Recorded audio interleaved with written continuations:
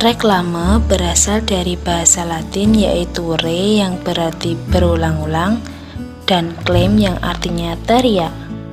Secara luas, reklame dapat diartikan sebagai suatu kegiatan untuk mengajak seseorang atau kelompok orang mengikuti isi reklame. Tujuan reklame adalah untuk memperkenalkan hasil suatu produksi atau barang kepada masyarakat luas sehingga masyarakat mengenal dan berusaha untuk memiliki atau membeli barang tersebut. Selanjutnya, reklame mempunyai ciri-ciri sebagai berikut. Yang pertama, menggunakan kalimat singkat, jelas, dan mudah dimengerti. Yang kedua, dalam pembuatan reklame, komposisi desain dan warna harus menarik dan mencolok. Yang ketiga, jujur. Ini berarti bahwa reklame harus mengandung pesan yang benar dan jujur, tidak boleh menipu. Reklame dilakukan berulang-ulang. Artinya, reklame biasanya disampaikan secara berulang-ulang sehingga lebih banyak masyarakat yang mengetahui pesan yang ingin disampaikan. Selanjutnya, kita akan belajar fungsi reklame. Apa sajakah itu fungsi reklame? Pertama, menyampaikan informasi kepada masyarakat mengenai suatu brand, produk, atau jasa. Kedua, mengajak atau mempengaruhi masyarakat sehingga mereka mau menggunakan suatu produk atau jasa. Selanjutnya, menciptakan dan membangun kesan baik masyarakat terhadap suatu brand, produk, atau jasa yang diinformasikan. Lalu, mengupayakan kepuasan tertentu kepada konsumen. Selanjutnya, menjadi media atau alat komunikasi antara penjual dengan calon konsumen. Apa sih bedanya reklame dengan iklan? Reklame berupa kalimat singkat, gambar mencolok. Medianya papan reklame, spanduk, poster, di mana dipasang di tempat terbuka.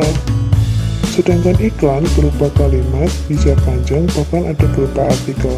Medianya berupa media cetak dan media elektronik. Berdasarkan tujuan pengadaannya, reklame dibagi menjadi dua. Yang pertama, reklame komersial. Reklame komersial merupakan reklame yang dibuat untuk kepentingan bisnis, di mana tujuannya untuk mendapatkan keuntungan lebih besar, contohnya poster, spanduk, baliho, dan lainnya. Yang kedua, reklame non-komersial. Reklame ini dibuat untuk kepentingan umum, misalnya himbauan, informasi layanan masyarakat, dan lainnya. Contohnya reklame donor darah, reklame pajak, dan sebagainya.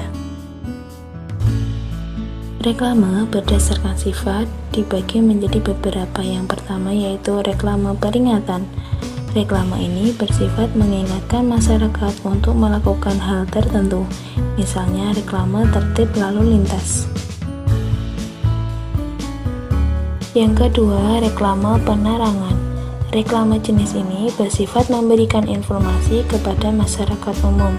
Contohnya reklame informasi tentang kesehatan.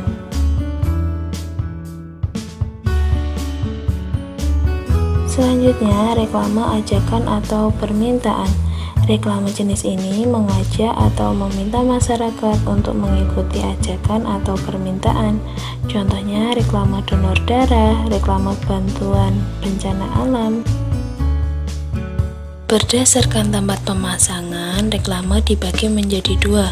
Yang pertama, reklame indoor, yaitu reklame yang dipasang di dalam ruangan.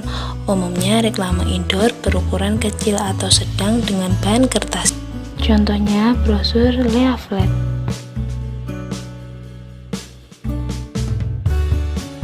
Yang kedua yaitu reklame outdoor. Reklame jenis ini dipasang di luar ruangan dan terpapar sinar matahari. Umumnya, reklame outdoor berukuran besar dan dibuat dengan bahan kedap air dan tahan sengatan matahari. Contohnya, baliho, spanduk, papan nama.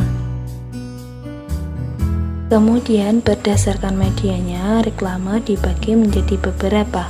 Yang pertama, reklame audio, yaitu reklame yang disampaikan melalui suara baik langsung maupun tidak langsung.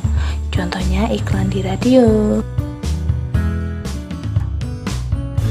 Kemudian reklame visual. Reklame visual disampaikan dalam bentuk visual atau gambar. Contohnya iklan Megatron, poster, plakat, spanduk, brosur, dan sebagainya. Selanjutnya, reklame audiovisual. Reklame jenis ini disampaikan dalam bentuk gambar dan suara. Contohnya iklan di TV, iklan di YouTube, dan lainnya.